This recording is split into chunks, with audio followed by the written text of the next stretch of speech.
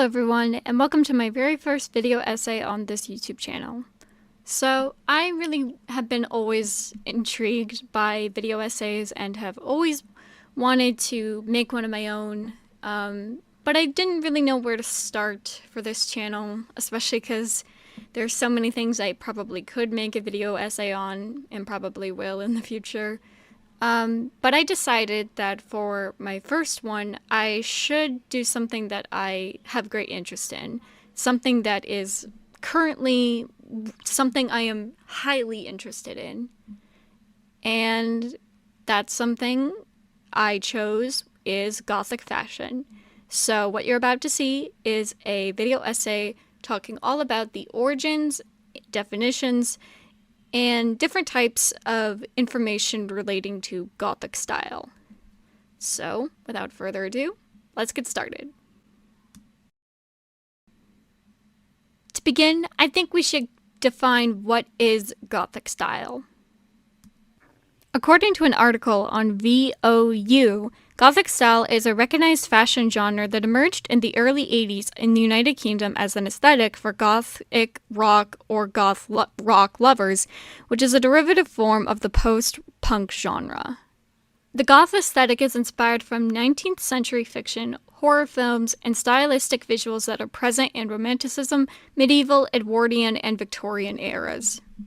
While we heavily associate the term Gothic with fashion and music nowadays, it originally was a term that first appeared in Italian literature to describe Germanic tribes like Goths and Visigoths, as well as the French work style of architecture that involves pointed arches, ribbed vaults, and flying buttresses that gave an air of splendor and mystery. However, the word regained usage in 19th century fiction to describe Gothic castles with gloomy churchyards that included supernatural characters dressed in dark, extravagant garments, which was likely how it later became linked to fashion. Or at least, partly. But the first time that the term was used in the context of describing music wasn't until 1967 in the October 24th edition of a student-run newspaper called The Williams Record via an article written by John Stickney. By the late 1970s, goth style had become recognized as dressing in dark, rebellious clothing that was inspired by post-punk bands like Susie and the Banshees, Magazine, and Joy Division.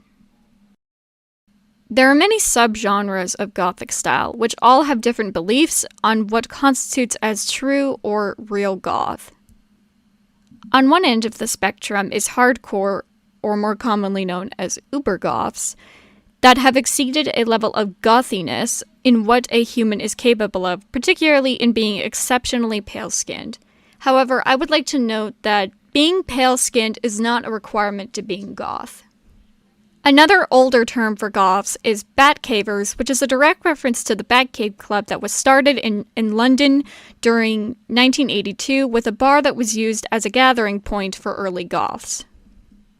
On the other end of the spectrum are the more modern terms, such as baby bats and mall goths. These can refer either to teenagers going through a quote-unquote goth phase or are quote-unquote goth wannabes that spend all their time at the mall, which is considered the opposite of hardcore goths in their stances against rampant consumerism.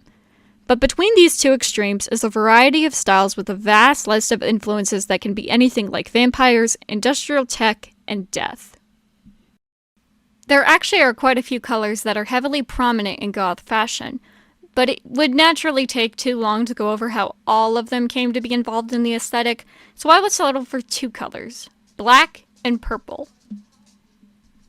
Starting with black, let's first go over the characteristics of it. It isn't a primary, secondary, or tertiary color. Instead, black isn't included on the color wheel because it's not considered one color. It's an absorption of all colors. It absorbs all light in the color spectrum. This absorption is likely part of why it's so heavily associated with macabre things like fear, death, and the unknown. Let's say if you were someone who was afraid of the dark as a child, you can probably still remember how you would feel in the absence of light once it was bedtime. You can't see anything, not even your own hands in front of your face, which makes you feel an absence. This isn't just an absence of sight. It's an absence of all sensation. And in that absence, you may fear that there might be something hiding in the shadows. Or maybe you feel unnerved by not being able to see your surroundings. One such way that the color black began to rise in Western civilization was how dark colors were associated with humility, solemnity, and respect during the medieval era. Monistic orders and clergy often wore black frequently to signify religious devotion and detachment, which also reinforces the color's relation to spiritual mourning. But when Queen Victoria publicly mourned for Prince Albert by wearing black during the Victorian era, that's whenever it became a primary color of grief. Her prolonged period of wearing black created a social precedent which led to strict guidelines of what classifies as appropriate mourning attire for widows and mourners of different relations to the deceased. And as a widow transitioned to the second mourning period during the Victorian era, hints of muted colors like gray, lavender, mauve, and sometimes white, usually in the form of a collar or gloves with that one, were sprinkled in one's attire. This was done as a form of diluting the black, and therefore the sorrow, from one's appearance as they began to publicly heal from the loss, while still also holding respect for the deceased by not just throwing out the black clothes all at once, as it could seem disrespectful or morally gray. No pun intended. Many purple flowers can also symbolize grief, remembering, and everlasting love that goes beyond the grave.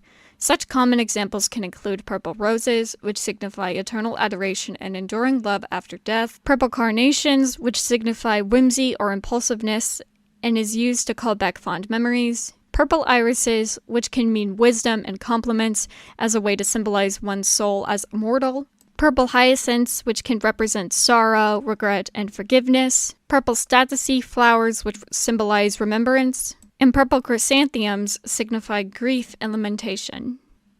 It is safe to say that these two colors are heavily associated with death, which is one of the main connotations of goth.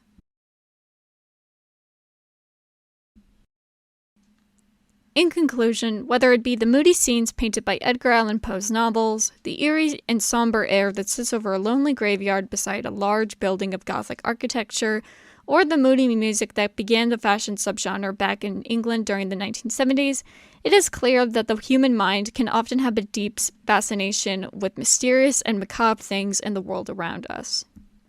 I still remember watching Death Note for the first time back in middle school and saw Misa Amane for the very first time. Her Lolita Gothic style and the decor of her bedroom were eye-catching to me, even when I was probably too young to be watching that anime at the time. I remember how hilarious the goth kids in South Park were, and how they were probably my favorite characters in the whole show. I remember the first time I went on the Hot Topic website in sophomore year of high school, and how I later regretted throwing out almost all of those clothes when I graduated and moved to a different house shortly afterwards. And nowadays, I find myself sifting through my closet to build a cool goth outfit every time I leave the house, and the way I watch others in the community express their style. While I may like dozens of aesthetics, many of which being very different from each other, Gothic style is one of my absolute favorites, and the one I found myself leaning heavily towards in the past year.